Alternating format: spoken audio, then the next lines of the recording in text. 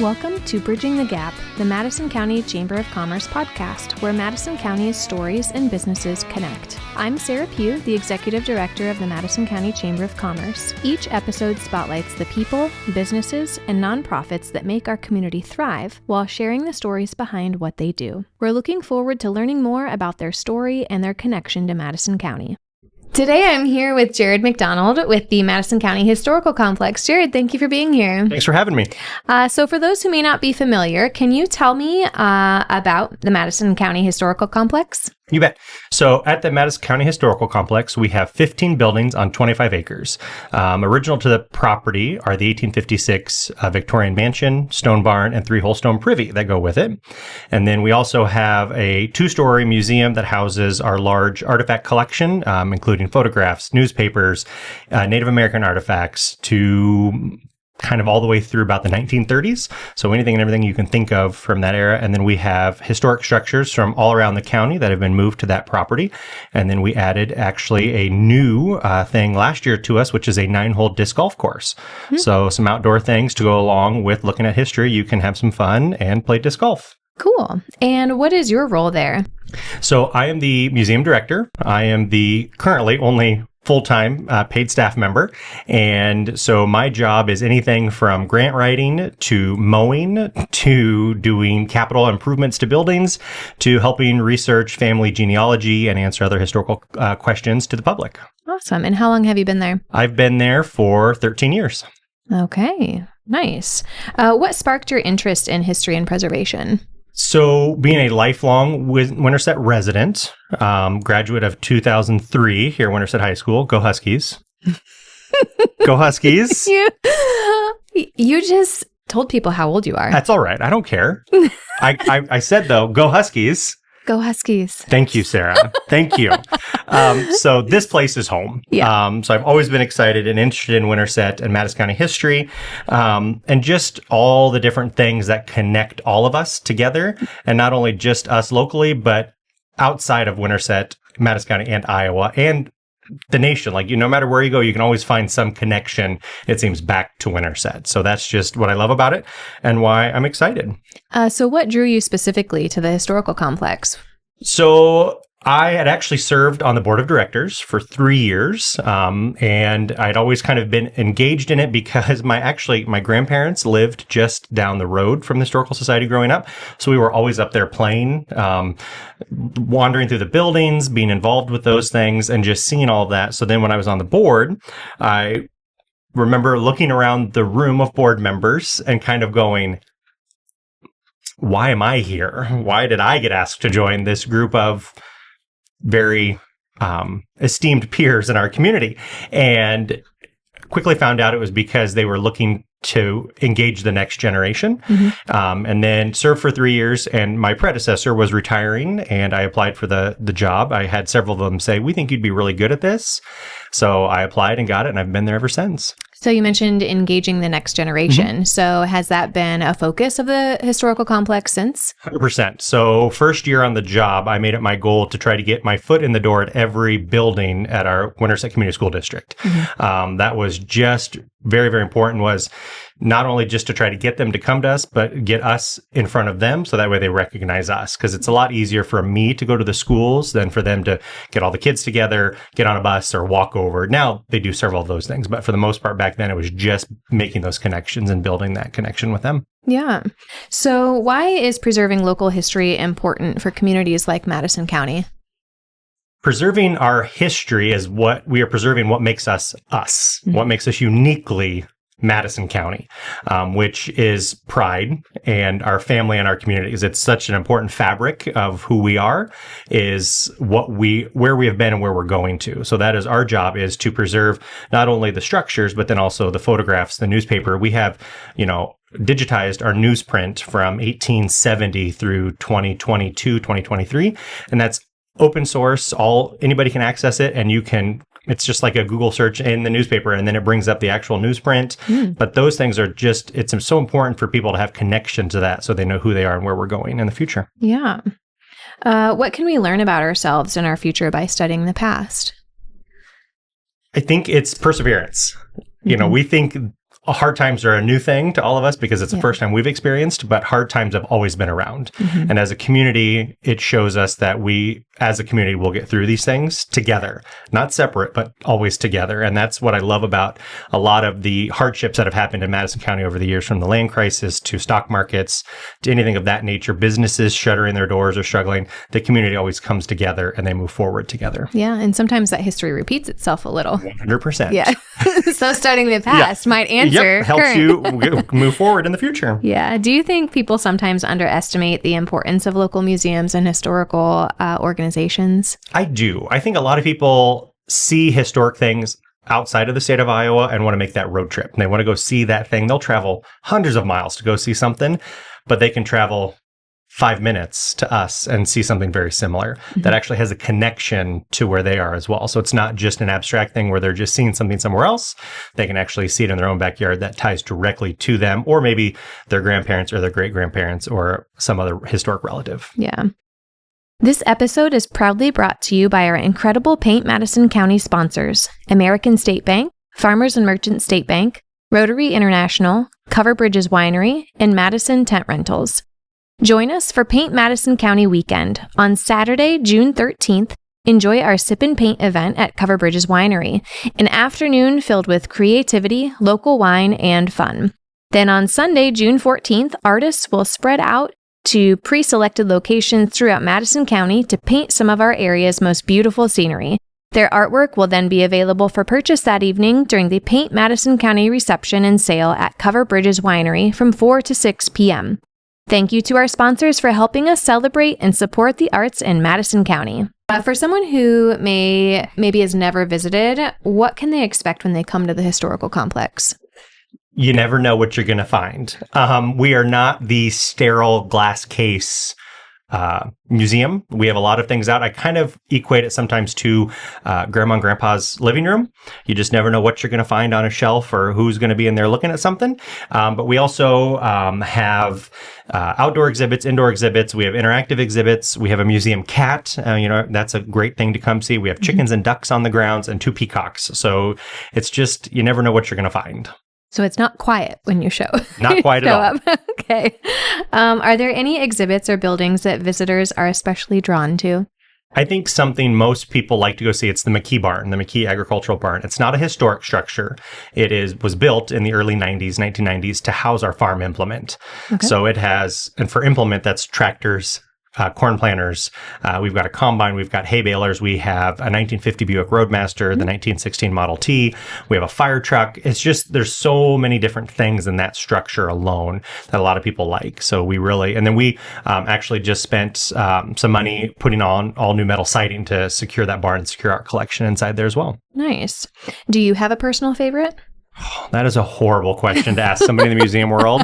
All of them. I mean, with I think we're over like 70,000 items in our collection. Mm-hmm. It's really hard to have one, but I think something that I really enjoy, it's kind of a nerdy thing, and that's just kind of how I am, but it's the 1925 Sanborn maps. I really had to focus on this question beforehand, actually. Yeah. But the 1925 Sanborn fire maps is what they were. They were for fire insurance, and they actually are maps of the most important parts of the Winterset area. So the downtown square and then several of the surrounding blocks. Okay. But it actually shows the shape and size of every structure that was there at that point in time. And then they would have additions and revisions of that, and they would just paste the new one on top. So actually, if you hold them up to the light, you can see the old structures underneath, which is just kind of fun. Yeah. And any map is really my favorite. The old plat maps, anything of that nature, that is really what I like, is the maps to see what they were before and what they are now. Cool. I will say one of my favorite things that you have is the military uniforms. Our military exhibits. Yeah, we have over 127 local, anywhere in Madison County, servicemen and women, all branches covered from Civil War through Desert Storm. Mm-hmm. I think to see the color and the material and to think of where they were going and what they were doing in some of the material that they were wearing, I'm like, I would not wear that. The big wool coats for World War II in the trenches and World War I in the trenches. Yeah. And it kind of puts it in a different perspective when you see it right there. And everything you had to carry with you and you had in your rucksack. Yep. Yeah. Madison County has such a rich history, but what are some of the stories you think more people should know? So the obvious, John Wayne covered bridges. We all know those. Those are very well documented with, the Chamber of Commerce and the bridge tours to the John Wayne Birthplace Museum, all about John Wayne. Something I think people forget about is the indigenous people, the First Nations people that were here before us, before European, movement and settlement into Iowa. So we have a large Native American collection. Weapons, arrow points, tools, things of that nature. And then also the story that I love the most is probably Jesse Hyatt and the Red Delicious Apple, first grown down in Piru, Iowa in the 1860s, 1870s. So that's one of my favorite stories. So if you want to learn more about that, have to come visit us and see our exhibit on it. Cool.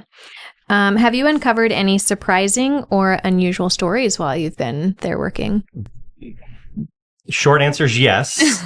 Long answer is all the time you're finding things. Yeah. So one of the things I love most about my job is when people call and ask a historic question. They have a small piece of information, maybe from a grandparent or a relative, and they're wanting to know more. Like, was there a farm there? I vaguely remember a white barn.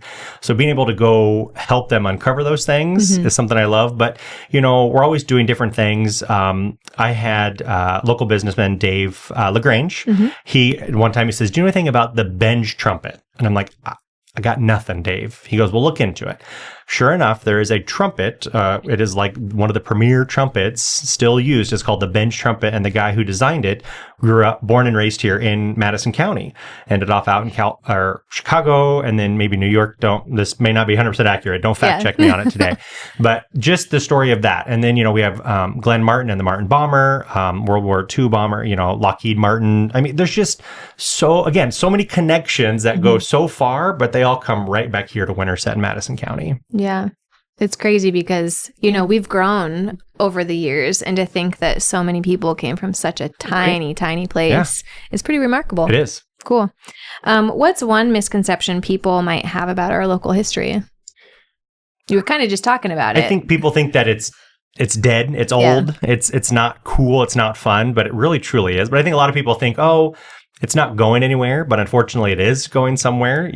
Time is hard on historical societies and museums. Funding is always short.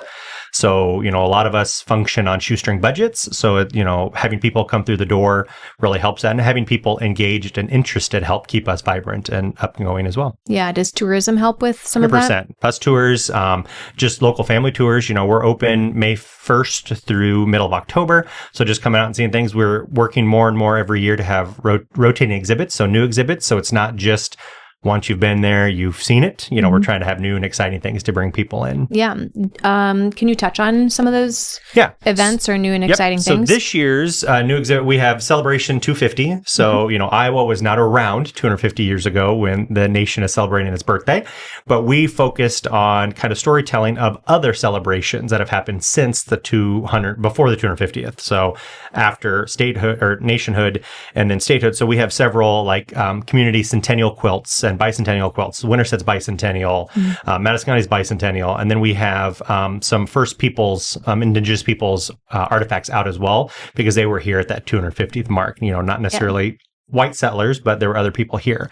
So we're focusing on that. And then we've overhauled kind of our main core exhibit the last couple of years, focusing more on we would call the 1960s, 1970s, some retro and vintage era instead of antique era thing. So that's kind of been fun. And then we engage the public every Tuesday, the first Tuesday of every month. Second Tuesday of every month. Let me get that date right. The second Tuesday of every month, we do it's called Hill of Beans, and it's a history of ... We never know what we're going to talk about. Next up, coming up one in June, actually, local historian Linda Smith is going to talk about the Madison County Poor Farm. So that'll be a fun one. But that's just another new and exciting way we're engaging the public. Yeah. What are some of the biggest challenges when it comes to preserving history today? As I mentioned earlier, time. Yeah. Time is our hardest and our biggest enemy. It ravages everything from textiles to newspaper to paper to photographs to large objects. Original Barbies were made of a petroleum rubber that just disintegrates. It weeps liquid out, which is, a chemical and it's caustic. Bakelite plastic thing is delaminate. They fall apart. So time, some things we can save, some things we can't. But in order to save some things, usually it's extremely expensive. So preservation is a very lengthy and financially hard process to work on. And then also just lack of visitors sometimes. We want people to see our things, but we need them to come. Just like anything, the more people you have, the more excited you are to do those things and buy-in you have. Yeah. So you mentioned earlier about getting into the schools, into the younger generations. What else are you working on to keep the younger generation present in learning? Yeah. So during the summer months, we have Flat Charlie, or it's like Flat Charlie. We call it Flat Charlie because it's kind of like the Flat Stanley, but it's Flat Charlie. It's Charles Bevington, which is who built the Bevington Mansion that's on the grounds. He's just a little flat guy. We have laminated, but we hide him at historical places around Winterset. And then we give clues on our social media and kids go find him. And then when you return him, you get one of the best prizes all around. You get a $10 Frosties gift card. So there's a plug, who wouldn't want $10 in ice cream, right? Yeah. I think this year we're going to mix that between Frosties and Tiki Treats. So we're going to do both of them. And then I thought about adding the bakery for some donuts too. So we might branch out, but that's just a way to include everybody. You don't have to come to the museum, but we just show a photo clue or a word clue, and then you got to go find Charlie, and then we post what's historic about that spot. So we're engaging there. And then, like I said earlier, just getting into the schools and thinking outside of the box. We have a historic disease project we do with the high school genetics class. So they focus on what we call the Oregon Trail diseases. Who hasn't played Oregon Trail? Measles, typhoid, cholera, those types of things. And they actually find somebody local that has passed away from that disease, and they have to find out if it's bacterial or viral, and then kind of what happened to their body, like all the way down to a cellular level, what was going on, how kind of day in their life, how they died. But then they do a genealogy aspect of it. And then it's a presentation they actually have to give to their peers. And then actually we have a panel that come in with couple school board members, the principal, superintendent, and then usually we try to get a medical profession in there as well. So It's just kind of a different way, and that's college credit. So it's just teaching them how to think outside the box. Yeah, nice. For Flat Charlie, what are the dates that you do that? We will start that the first week of June, and it'll go all the way through then the week before school starts in August. So it's about 10 weeks? 7 weeks? I don't know. All those weeks. Yep. All of them. June, July, and half August. How's that sound? Pay attention to your social media for that. Yep. Okay. So what's next for the historical complex? Do you have any projects or exhibits you're excited about? Yeah. So we're getting ready. So our society was formed in 1904. Okay. So we're getting ready for the big 125 coming up in a couple of years. So some redoing of some exhibits there. We're going to kind of showcase what we looked like back then in exhibits to kind of what we look like now, and maybe duplicate some of those original exhibits. We have some good photographs of what they look like when we started out in the county courthouse, actually, is where we started. And then we're actually getting ready to do some more capital improvements, some sidewalk and brickwork repair, and some updates and facelift on the Winterset Train Depot. Nice. So pay attention for those. Very cool. What do you hope future generations continue to preserve about Madison County? Everything. Yeah. I mean, as your local historian, that's my answer. But I think just understanding the importance of all of the things. They all matter. Photos matter. Newspapers matter. Clothing, textiles, what we wear, what everybody has on, technology we're using. All of those things are important because we become accustomed to them, and then we kind of forget that we didn't have them before or after. So just knowing what they are, and then just keeping up the historic structures. I think that we as a county, not just Winterset, but Earlham, Truro, St. Charles, everybody's very good about their sense of place, which is our brick and mortars. I mean, we have to have those brick and mortars. You go to other communities that have lost those, and they've lost that heart in their community. But just keeping those structures vibrant and open. So you had previously mentioned that you're the only full-time staff member. So do you operate with a lot of volunteers? We do. So we're kind of changing that a little bit. So we've always kind of had a large, robust volunteer corps that has slowly dwindled. Community service, civic mindedness is a changing demographic. So actually this year we hired more staff. So we're actually hiring some more seasonal front desk staff that'll do the tours and those types of things. And then some volunteers to help backfill those when we have the motor coaches that come from the chamber, or we have a big school group coming or homeschool group or something like that. So we do use volunteers for that as well. Okay. So if there are people that are interested in history and wanting to get plugged in, how do they go about doing that? Call us or email us. Okay. And what's your email address? Email. That's a good one, Sarah. So my email is Jared, Jared, at historyonthehill.com. Okay. And our phone number is 515-462-2134. Very good. And your social media handles are? I don't know those off the top of my head, but our website is historyonthehill.com. Okay. That's how you can find us on almost everything. It's History on the Hill. Very good. Did you have anything else you wanted to add today? No, I think I'm good. Thanks for having me. Awesome. Well, thank you for being here and sharing some of Madison County's history with us. Thanks, Sarah. Thank you for listening to Bridging the Gap, the Madison County Chamber of Commerce podcast, where Madison County's stories and businesses connect.